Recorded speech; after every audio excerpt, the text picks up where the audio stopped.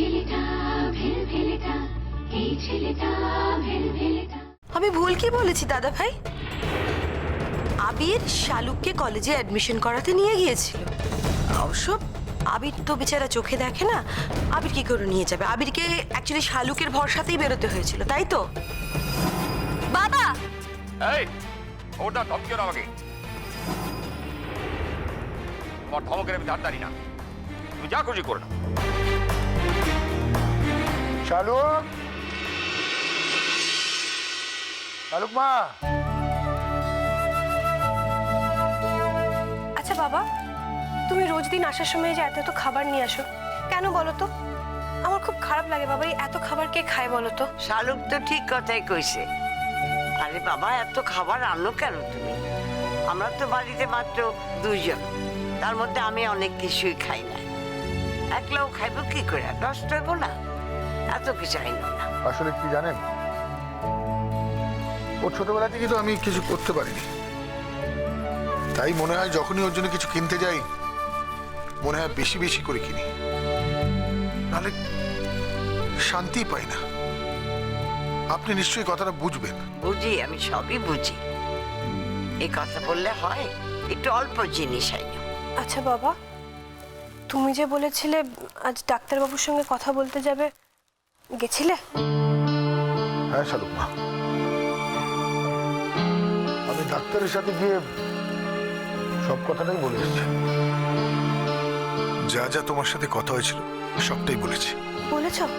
তা তা কি বললেন উনি? মানে উনি কি বলেছেন যে অপারেশন করলেও ওর চোখ দুটো ভালো হবে না? আগে তো ডাক্তার কইছিল ভালো হইতেও পারে, নাও পারে। তা এখন ডাক্তার কি করবে? কাগজপত্র ওই ডাক্তারকে দেখিয়েছি, তাতে বলেছেন চোখ ভালো হতে পারে, তবে ওর নিজের চোখে কিছুই হবে না। অন্য কাউকে চক্ষুদান করতে হবে। কিন্তু কে দিব চক্ষু? ওইভাবে কি চক্ষু পাওয়া যাইব? আমি দেব। বাবা, আমি তো আগে থেকে এটা ঠিক করে রেখেছিলাম, বলো। কি বলছো কি শালুক?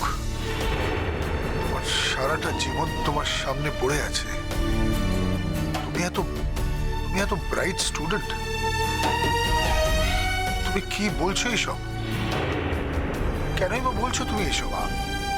আমি আছি তো, আমাকে ভাবতে দাও শালুক মা, আমাকে ভাবতে দাও। আমি এর মধ্যে ভাবার কি আছে বাবা?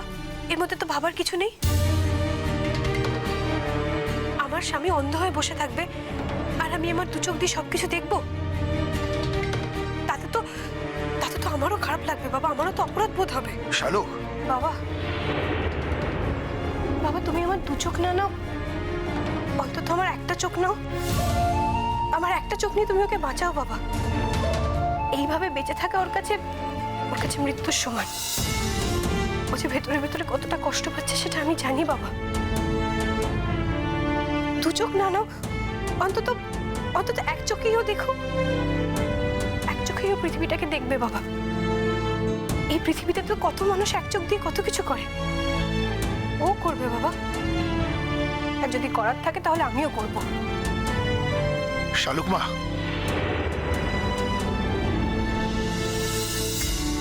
আমাকে একটা কথা বোঝাবি, যে বাবা হয়ে আমি নিজের মেয়ের চোখগুলো কি করে কেড়ে নি, এটা বোঝাতে পারবি আমাকে? তোমার মেয়ের সুখের জন্য বাবা, তোমার মেয়ের শান্তির জন্য তোমাকে এটা করতে হবে। আমি তোমাকে বলছি বাবা, এতে আমার কোনো আক্ষেপ থাকবে না। আর তুমি যদি না পারো তাহলে আমি নিজে ডাক্তারবাবুর কাছে যাব, আমি নিজে গিয়ে ওনাকে বলবো। দেখো, এখন তো উনি আমার কথা শুনবেন। হিসেব মতন আমি এখন প্রাপ্তবয়স্ক, আমার সেই বয়স হয়েছে। আমি নিজে ওনাকে গিয়ে বলবো যে এই ব্যাপারে আমার কোনো অমত নেই। আমি চাই আমার চোখ দিয়ে আমার স্বামী দেখুক। এতে যে আমার কত আনন্দ হবে সেটা আমি তোমাকে বলে বোঝাতে পারবো না বাবা। তুমি ভাবছো আমার কষ্ট হবে? কিসের কষ্ট বাবা? কোথায় কষ্ট? তুই তো ব্যথা পাবি রে দিদি। দিদিন, তোমার কি মনে হয় এই ব্যথাটা স্বামীর দু চোখ না থাকার ব্যথার থেকেও বেশি ব্যথা? এই কথাটা তুমি কি করে বললে দিদি, কি করে? শালুক, শালুক রে শালুক। হ্যাঁ দিদি, ওর চোখ নেই বলে ও কতটা কষ্ট পাচ্ছে সেটা আমি জানি, কিন্তু ওর চোখ নেই বলে যে আমি কতটা কষ্ট পাচ্ছি সেটা তোমরা কেউ জানো না দিদি। ও যদি অন্তত একটা চোখেও দেখতে পায়, যেদিন ও আবার নতুন করে পৃথিবীটাকে দেখতে পাবে, নিজে বই পড়তে পারবে, নিজের সব কাজ করতে পারবে, সেদিন আমি বুঝবো ওর বউ হওয়ার যোগ্যতা আমার হয়েছে। তুমি জানো না বাবা, তুমি জানো না কোন পরিস্থিতিতে আমাদের বিয়ে হয়েছিল। ওর মতন একটা ছেলেকে নিজের স্বামী হিসেবে পাওয়ার কোনো যোগ্যতাই আমার ছিল না বাবা। তবুও তো আমি ওকে পেয়েছি বাবা, আমি ওর কাছে আসতে পেরেছি।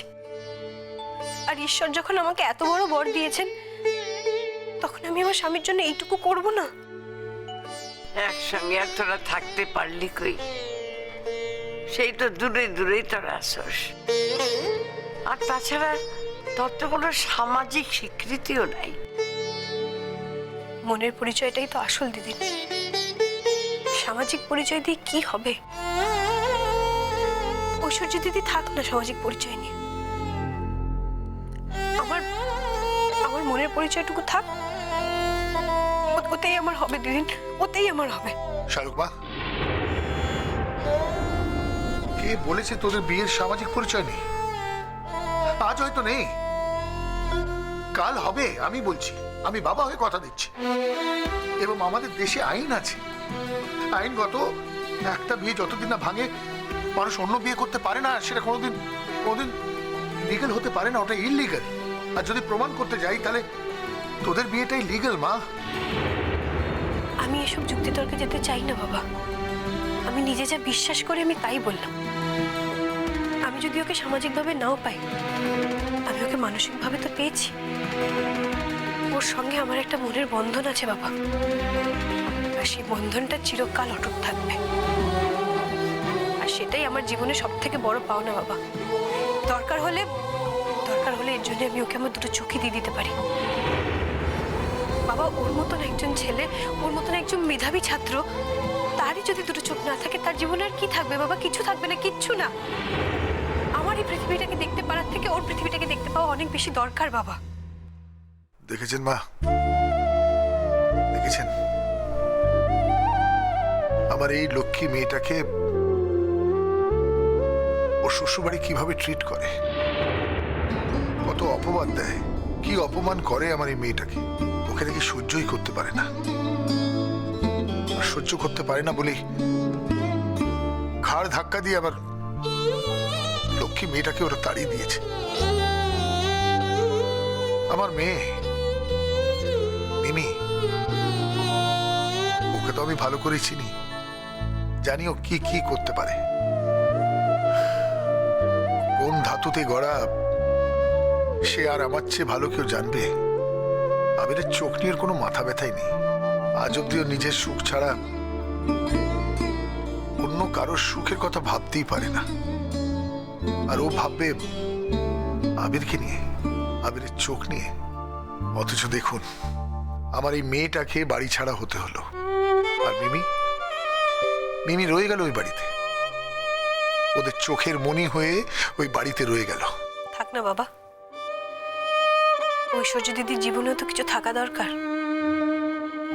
দেখো, ঐশ্বর্য দিদি খুব ভালো করেই জানে ওর স্বামী ওকে ভালোবাসতে পারেনি, সেই জন্যই ও বাকি সব জিনিস নিয়ে তো হইচই করে, বাকি সব ব্যাপার নিয়ে ওর এত মাথা ব্যথা। ওর জীবনে যদি বাকি লোকেদের ভালোবাসাটুকুও না থাকে বাবা, তাহলে ওর কি নিয়ে থাকবে বলো? আমার আর কিছু নেই, কিন্তু আমার একটা অবলম্বন আছে বাবা, আর তা আমার স্বামীর ভালোবাসা। আচ্ছা শালুক মা, আমাকে ঠান্ডা মাথায় একটা কথা বলবে? তুমি কি মনস্থির করে ফেলেছো? হ্যাঁ বাবা, আমার মনস্থির করাই ছিল। নতুন করে আর মনস্থির করার কিছু নেই। মা, আমার আমার কথাটা বোঝার চেষ্টা করো। তোমার কিন্তু অনেকদিনই পড়াশোনার হবে না, বন্ধ থাকবে। আর ওর যে এতগুলো দিন লেখাপড়া বন্ধ হয়ে আছে বাবা, ওরও তো জীবনে কত কিছু করার পরিকল্পনা ছিল। ও একজন বিজ্ঞানী হতে চায়, সেই সমস্ত তোর জীবনে বন্ধ হয়ে আছে বাবা। ওর চোখ যদি ফিরে না আসে, এসব কিছুই তো ও করতে পারবে না। আর তার পাশে তুমি আমার পড়াশোনার কথা বলছো। আমার যদি পড়াশোনায় ক্ষতিও হয় বাবা, সেই ক্ষতি আমি মেকআপ করে নিতে পারবো। তুমি শুধু যত তাড়াতাড়ি সম্ভব এসবের ব্যবস্থা করো বাবা। ঠিক আছে মা, তুমি যখন ডিসাইড করে ফেলেছো তখন আর আমি কি বলি। কাল যাবে তুমি আমার সাথে ডাক্তারের কাছে, সেখানে যা যা কথা তুমি আমাকে বলেছো সবটাই আমাকে বলো। এখন ডাক্তার খুব ভালো অপারেট করবে, এটা নিয়ে আমার কোনো সন্দেহ নেই। কারণ বহু বছর বিদেশেই আছেন, ওখানেই প্র্যাকটিস করেন। আমাদের কপাল ভালো যে এই ডাক্তারকে আমরা হাতের কাছে পেয়ে গেছি। তুমি গিয়ে মা যে কথা আমাকে বললে ডাক্তারকে বলো, তারপরে উনি ডিসাইড করবেন যে উনি কি করবেন। আমি তৈরি বাবা। আর ডাক্তারবাবু আর আলাদা করে কি বলবেন বলো? আমি যদি নিজে থেকে আমার চোখ দিতে চাই, তাহলে তো ওনার কিছু বলার নেই। উনি কেনই বা কিছু বলতে যাবেন? দেখ শালুক, আগে পিছে ভাইবা দেখ, ভালো করে ভাইবা দেখ, পরে যেন কোনো অনুশোচনা না আসে। দিদিন, আমার নিজের স্বামীকে আমি আমার চোখ দেব আর তার জন্য আমার অনুশোচনা হবে? না না, এটা তুমি কি বলছো দিদিন? এই কথাটা তুমি বলতে পারলে? না না, সেই কথা না, সেই কথা না শালুক। আমি করতেছিলাম যে সারা জীবনের লেগে তুই একটা চোখ বিসর্জন দিবি। কি বলতে চাইছো তুমি বলো? আমি আমার চোখ বিসর্জন দেব না। আমার কাছে আমার চোখ বিসর্জন দেওয়ার তুলনায় আমার স্বামীকে বিসর্জন দেওয়া বেশি সহজ। এটাই তুমি বলতে চাইছো তো? আমার তাই করা উচিত, তাই বলছো না, তুমি? আমি তা কই নেই রে শালুক, আমি তা কই নেই। তুমি তো এক্ষুনি বললে তুই তোর একটা চোখ বিসর্জন দিয়ে দিবি শালুক, বললে তো। দিদিন দেখো, ডাক্তারবাবু যদি আমার দুটো চোখ নিতে রাজি হন, তাহলে আমি আমার দুটো চোখই দিয়ে দেব। আর তা যদি না হয়, তাহলে অন্তত আমার একটা চোখ ওনাকে নিতেই হবে। ঠিক আছে মা, ঠিক আছে। তুমি যখন এতদূর ডিসাইড করে ফেলেছো, তখন আমি তোমার কথাই শুনবো। আমি কালই তোমাকে ওই ডাক্তারের কাছে নিয়ে যাব। তুমি ওনাকে সব কথাটা খুলে বলো। অনেক মানুষকে পরস্পরকে ভালোবাসতে দেখেছি, কিন্তু এই ভালোবাসা আমি আগে কখনো দেখিনি। সত্যি আমি মানি এটা ঈশ্বরের অবিচার। তোমাদের একসাথেই থাকার কথা, তোমাদের আলাদাভাবে আলাদা করা যায় না। আর যে আলাদা করবে সে অপরাধ করবে। ঠিকই আছে, তুমি এক চোখ আবিরকে দান করবে, সে এক চোখ দিয়ে দেখবে, তুমি আরেক চোখ দিয়ে দেখবে। আর যাদের দেখার হয় না, তারা এক চোখ দিয়ে অনেক কিছু দেখতে পায়। এই যাদের দু চোখ আছে, তাদের চেয়ে অনেক বেশি। তোমরাও তাই করবে, আমার বিশ্বাস আছে তোমাদের উপর। তাহলে ব্যাস বাবা, এই যে কথাটা তুমি বললে, এর থেকে বড় কথা আর কিছু হতে পারে না বাবা। তুমি কিন্তু আর তোমার মত বদলাতে পারবে না বাবা। তুমি একটু আগে বললে না, জন্ম থেকে তুমি আমাকে কিছু দিতে পারোনি বলে তোমার আক্ষেপ আছে। আজ আমি তোমার মেয়ে হয়ে তোমার কাছে প্রথম কিছু চাইছি বাবা। আজ প্রথমবার আমি তোমার কাছে কিছু আবদার করছি। তুমি শুধু এইটুকু আমাকে দাও বাবা, আমার স্বামীর চোখের দৃষ্টি তুমি আমায় ফিরিয়ে দাও। আমার আর কিচ্ছু চাই না বাবা, আমার আর কিচ্ছু চাই না। বাচ্চা থাক মা, বাচ্চা থাক। আমি যেন এই জীবনে দেখা যেতে পারি, তোরা দুইজন একসঙ্গে সংসার করতেছস, নতুন চোখে দুনিয়াটাকে দেখতেছস। আমি তোকে সেই আশীর্বাদই করি, তোরা যেন দুইজন একসঙ্গে সুখে সংসার করস। তাইলে আমি মইরা গেলেও শান্তি পাবো, মইরা গেলেও শান্তি পাবো।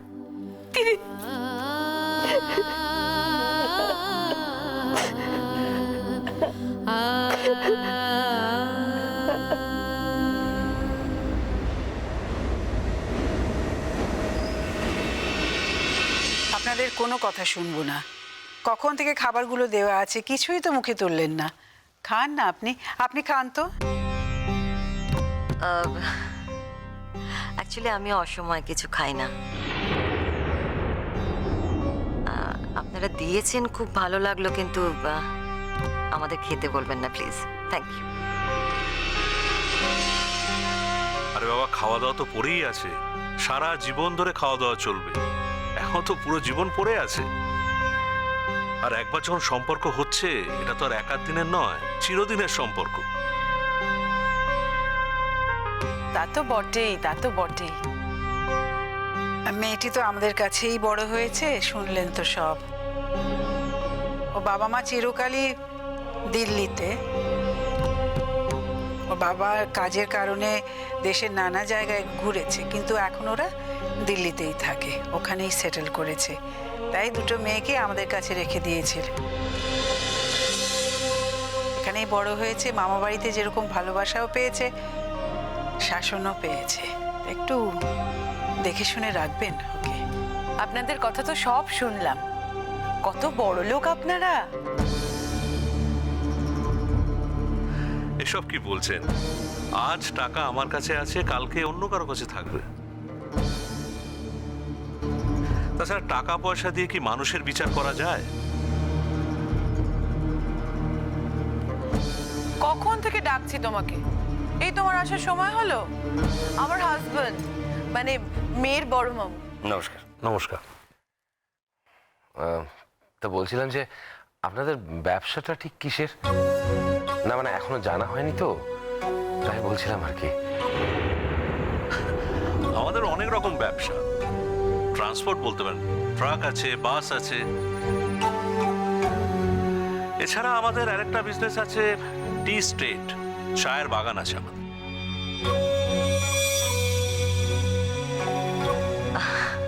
আমাদের বাড়ির বউয়ের চাকরি করার কোনো প্রয়োজন হয় না। তবুও আমি আপত্তি করছি না, কারণ আমি মনে করি কোনো মেয়েরই স্বাধীনতায় হস্তক্ষেপ করা উচিত না। আর ও যদি চাকরি করতে চায়, করবে। ও তো প্রথম থেকে তাই বলে এসেছে, বিয়ে হোক বা না হোক চাকরিও কিছুতেই ছাড়বে না। তাই আপনারা ওর সঙ্গে সরাসরি পরিষ্কার কথা বলে নেবেন। কথা বলার তো কিছু নেই, চাকরি করে তো ভালো। আর তাছাড়া কলেজে পড়া, ইটস আ নোবেল প্রফেশন। তাছাড়া বারণ করতে কেন যাব? চাকরি করছে, করুক, ভালো তো। কিন্তু আমরা তো এখনো আমাদের বৌমাকেই দেখতে পেলাম না। ও একটু সাজছে, ওই নদী মানে ওর দিদি ওকে একটু সাজাচ্ছে। মেয়ে একদম সাজগোজ করে না। আপনারা আজকে আসবেন বলে জোর করে সাজানো হচ্ছে, এক্ষুনি চলে আসবে। বুবলু, যাও না, ওকে একটু ডেকে আনো না। হ্যাঁ, না মানে ও তো জানে যে ওনারা এসছেন।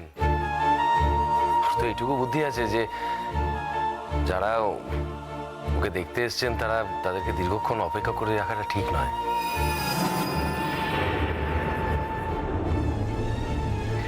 চলে আসবে, চলে আসবে, ও নিজেই চলে আসবে, ডাকার খুব একটা দরকার হবে না।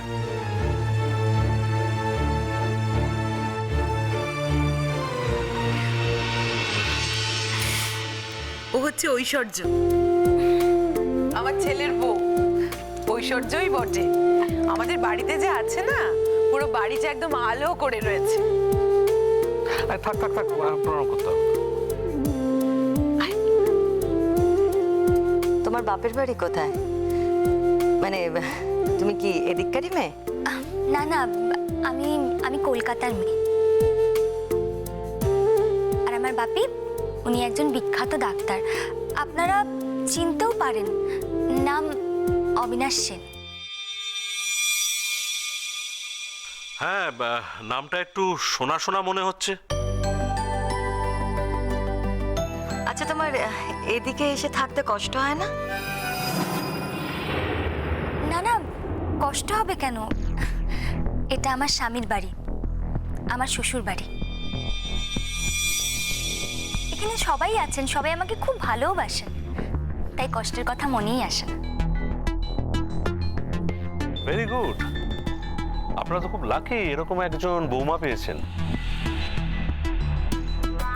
আপনারাও পাবেন। আমাদের ফুলদি, সেও খুব ভালো মেয়ে। ওই তো ফুলদি এসে গেছে। ফুলদি, এসো। এই তো এসে গেছে। এত দেরি করতে হয়? ওনারা ব্যস্ত হয়ে আছেন না? বসো বসো, ওখানে বসো বসো। সকলকে পায়ে হাত দিয়ে প্রণাম করো।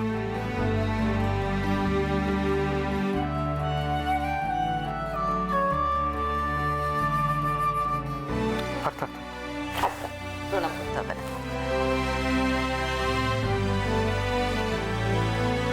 দেখ আমাকে প্রণাম করার দরকার নেই।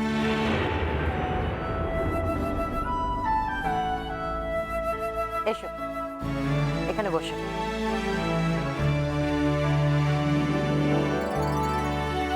আমার ছেলের সঙ্গে ঠিক কতদিনের পরিচয় তোমার? সৌর্য আপনাদের কিছু বলেনি? আমরা যেটা জিজ্ঞেস করছি সেটার উত্তর দাও। সৌর্য কি বলেছে সেটা বাদ দাও।